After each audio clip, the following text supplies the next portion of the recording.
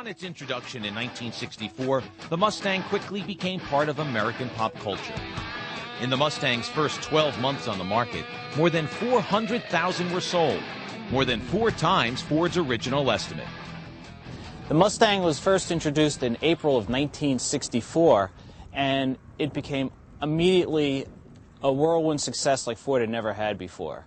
It broke all the sales records. There was something in the neighborhood of 600,000 Mustangs sold in the first year and a half it was produced. It was the best-selling new car Ford ever introduced. The Mustang's success could not be ignored by the competition. As Chevrolet rolled out the Camaro and Pontiac introduced the Firebird, the Mustang responded.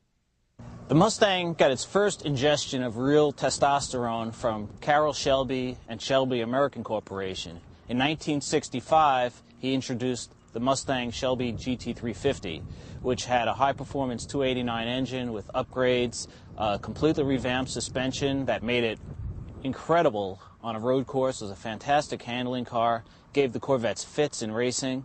And then in 1967, when the Mustang got a little bit bigger, its first major redesign, Ford introduced the 390 cubic inch engine into the picture, which was a bigger, heavier, more powerful engine. In '69, you had the next major evolution, which was the Mach 1, which came out and was so popular it just completely knocked the GT out of production.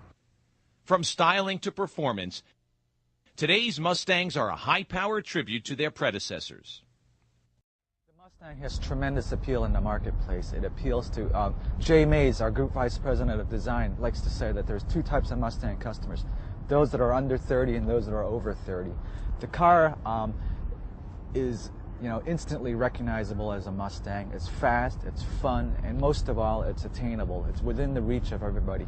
If you think back what happened at the time, you had a group of people, the baby boomers, trying to identify with something that was their own. It wasn't something with their parents. And you think about what happened in a very, very short 6 to 8 months period of time. President Kennedy was assassinated. That kind of, stopped everybody for a second.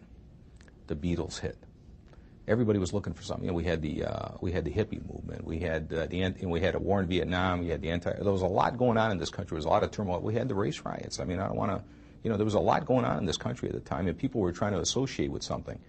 What shows up? The Mustang shows up in '64 at the New York World's Fair. Here's a car that was different. It wasn't a Fairlane, because prior to the Mustang, you either bought a Galaxy or a Fairlane. If you were a Chevy guy, you either got an Impala or you got yourself a Chevelle or whatever they had as their introductory car.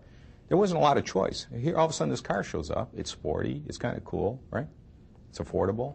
The young folks, the baby boomers, everybody jumped on the bandwagon. It wasn't just the guys. It was the guys, the gals. I mean, this car crossed gender lines. It crossed age lines. It crossed race lines. Everybody jumped on the bandwagon. A Mustang was a cool car. But it was sort of, it just happened to hit at the right time when the country was ready to embrace something.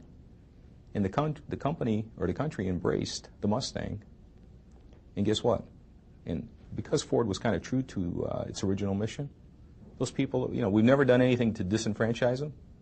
As a matter of fact, we've done things to give them more hope and more reason to buy and love the Mustang. And the Mustang is still with us because of that. My ultimate favorite Mustang is the '67 Mustang. I think it does a great job of bridging between the original pony car concept and then the muscle car. The proportions are just right. The car looks fast when it's standing still. It's got a great stance, it telegraphs performance, and obviously the driving performance is fantastic. As each '04 model of the GT, Mach 1, and Cobra leaves the assembly line, a chapter in automotive history will close a little further.